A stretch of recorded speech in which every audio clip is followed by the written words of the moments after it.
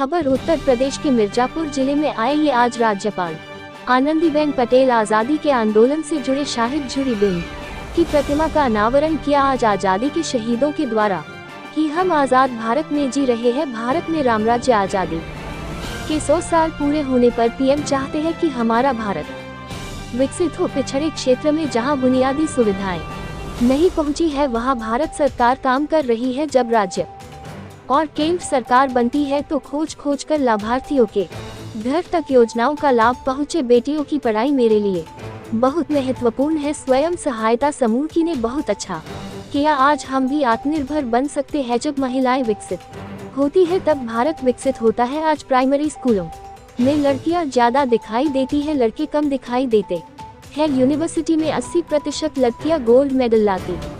1975 में आंगनवाड़ी की शुरुआत हुई और 1998 तक आंगनवाड़ी केंद्र का पता नहीं चलता था, लेकिन अब सरकार आंगनवाड़ी केंद्र के माध्यम से योजनाएं चल रही है और उसका लाभ मिल रहा है। आंगनवाड़ी केंद्र के माध्यम से यूनिवर्सिटी चलाई जाए। यूनिवर्सिटी का रोल मॉडल बच्चों को दिखाए। शिक्षा पद्धति में सुधार की आवश्यकता को बल देना पड़ेगा। एक भी बच्चा शिक्षा से वंचित नहीं रहना चाहिए। एक टीबी मरीज बच्चे को गोद ले और पोषण आहार दे, वो बच्चा टीबी मुक्त रहेगा। 2025 तक टीबी मुक्त भारत होना चाहिए। प्रजा के सहयोग से बिना किसी से फंड लिए 12,000 से ज्यादा टीबी मरीजों को किट वितरण किया।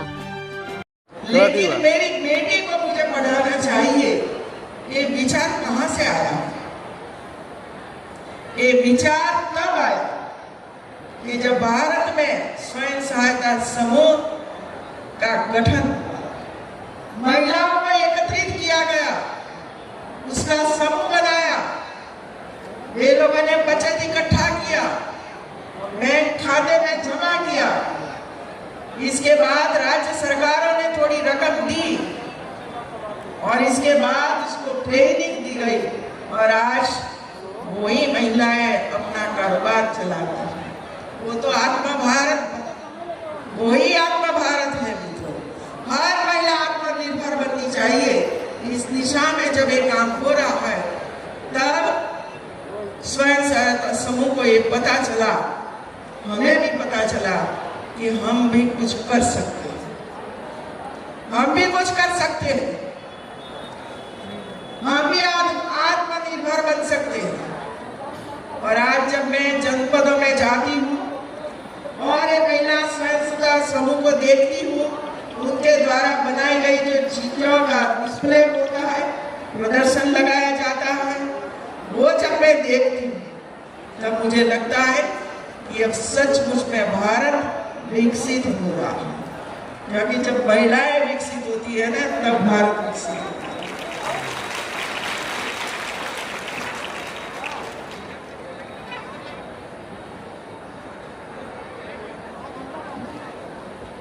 जनपदों में मैं जाती हूँ तो शिक्षा के बारे में मुझे इसी वजह से आप समक्ष बात बतानी पड़ती है।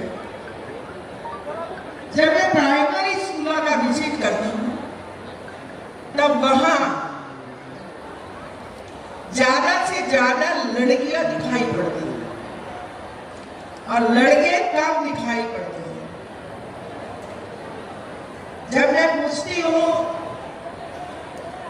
कि भाई ऐसा क्यों है, लड़कियां ज्यादा है शासकीय स्कूलों में, सरकारी स्कूलों में, और लड़के डाल दिया पहले, तो मुझे बताया जाता है कि मैडम जो सरकारी स्कूल में फी नहीं होती है और इसी वजह से हमारे लड़कियां ज्यादा से ज्यादा सरकारी स्कूल में दाखिल होती है और हमारे लड़के तो जो हमारी बड़ी बड़ी स्कूल होती है, प्राइवेट स्कूल जहाँ बड़ी फी ली जाती है, ज्यादा फी ली जाती है, वहां जाते हैं। मैंने सोचा कि तो बात ठीक है, लेकिन मैं आपको बताऊं, जब मैं यूनिवर्सिटी में यूनिवर्सिटी में लाकर दिखाए कि ये हमारी यूनिवर्सिटी है, आप अच्छी तरह से पढ़ोगे तो ये यूनिवर्सिटी में आपका प्रवेश हो जाएगा और आगे आप बढ़ेंगे। हम लोगों ने तो एक पार्टीशन बना दिया, आंगनवाड़ी अलग, 1 से 5 कक्षा अलग, 6 से 8 अलग, 8 से 10 अलग,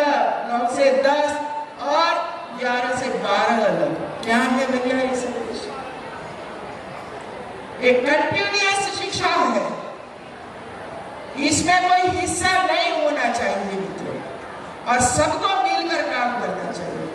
और इसी वजह से जहां मैं जाती हूँ वहां हमारे कार्यकर्त्री को, हमारे टीचर्स को, हमारे अध्यापकों को मैं कहती हूँ कि आपका काम यह है कि आप 3-3 साल तक बच्चों को आपके पास रखते हो आंगनबाड़ी में। 6 साल पूरे होते हैं, 6 साल के बाद ये सभी बच्चे कक्षा 1 में दाखिल होना ही चाहिए। ये ध्यान आपको रखना है, कोई और नहीं आएगा ध्यान रखने के लिए। एक कक्षा में दाखिल हुए 5 तक पहुंचना ही चाहिए, बीच में से कोई ड्रॉप आउट न हो जाए। यही जिम्मेवारी हमारी है, विभाग की भी जिम्मेवारी है और स्कूल के शिक्षकों की भी जिम्मेवारी है। 5वीं के बाद 6ठी में जाना, 8वीं के बाद 9वीं में जाना, 9वीं के बाद 10वीं में जाना, एक बच्चा बीच में से छूटना नहीं चाहिए। एक जिम्मेदारियों शिक्षक भी उठाए और विभाग भी उठाए, यही हमारा कर्तव्य बनता है और वो ही विकसित भारत है। उनके लिए तो कहाँ विकसित भारत है, अनपढ़ लोग रह जाते हैं, विकसित क्या है उनको पता ही नहीं है। हमारा काम है उसको आगे बढ़ाने के लिए। और जब एक बच्चा 10वीं तक पहुंच जाता है फिर किस करने की जरूरत नहीं होती, वो स्वयं अपना मार्ग तय कर लेता है। तो ये काम हमारे टीचर्स को करना है। कल मैंने वाराणसी में 565 आंगनवाड़ी को, एक आंगनवाड़ी में 30,000 की किट देकर आई और ये सब काम वहां के हमारे सीडीओ, हमारे जिला के अधिकारी सबने मिलकर किया है।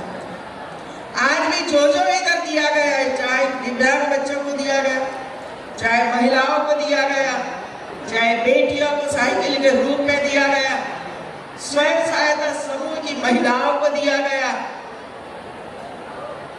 और आंगनवाड़ी महिलाओं को बच्चों के लिए दिया गया। जहां जो सर्वश्रेष्ठ जो प्रदर्शन करती है महिलाएं या तो लड़के लड़कियां, उनको अवार्ड दिया जाता है, गोल्ड मेडल, कांस्य चंद्रक दिया जाता है। और इसमें मानो कि 100 लोगों को दिया जाना है तो इसमें 80% गोल्ड मेडल लेने वाली लड़कियां हैं और 20% लड़के हैं। फर्क देखा आपने? जो लड़कियां सरकारी स्कूल में फ्री में पढ़ती है वो कॉलेज में आकर 80% गोल्ड मेडल ली जाती है और जो हम हाई स्कूलों में लड़कों को पढ़ाते हो ना वो 20% में आ जाते हैं। मैं ये नहीं कहूंगी कि सब लड़कों को भी सरकारी शाला में पढ़ाओ, ये मेरा कहना नहीं है, लेकिन लड़कियां जहां जाती हैं उनको लगता है कि बिना पढ़े हमारा जीवन सुदृढ़ होने वाला नहीं और इसी वजह से कड़ी मेहनत करती है, घर का काम करती है, पानी भी भरती है, घर का रसोई जो भी आप बोलो सब करते हुए वो अपना पढ़ाई का काम भी अच्छी तरह से करती है और अच्छा रिजल्ट प्राप्त करती है।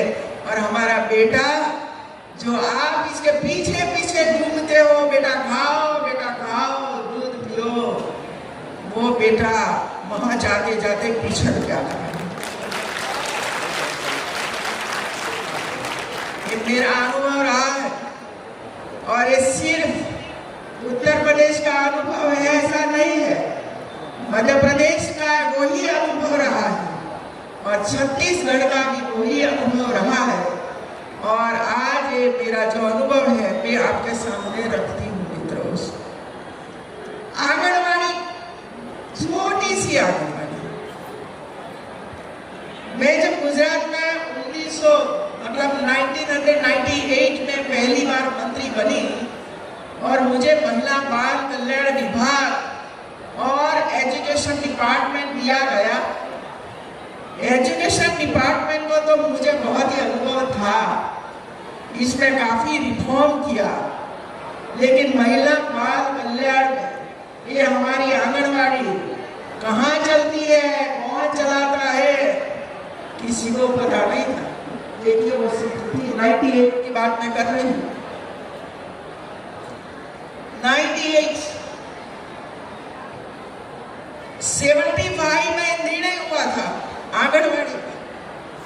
98 तक मुझे भी मेरे गांव में आंगनवाड़ी है वो मुझे भी पता नहीं था, लेकिन हम लोगों ने शून्य से सर्जन शुरू किया और आज आंगनवाड़ी में कितना काम होता है देख लीजिए, कहीं इतना काम नहीं होता है। 3 से 6 साल की उम्र वाले बच्चे वहां आएंगे, खाना पीना वहां होगा, अच्छी तरह से बिठाओ, बीमार है तो हॉस्पिटल में ले जाओ, कुपोषित है तो आप सेवा करो। प्रेग्नेंट वुमन है, हॉस्पिटल में डिलीवरी करवाने के लिए प्रयास करो, वो भी वहां ही होता है।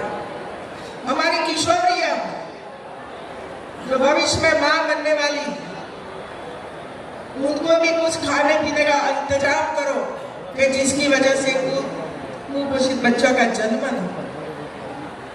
ऐसी कई सारी योजनाएं आंगनवाड़ी के माध्यम से होती हैं, लेकिन सरकारों की प्रायोरिटी में समाज कल्याण हो कि महिला बाल कल्याण हो, प्रायोरिटी में होता ही नहीं है।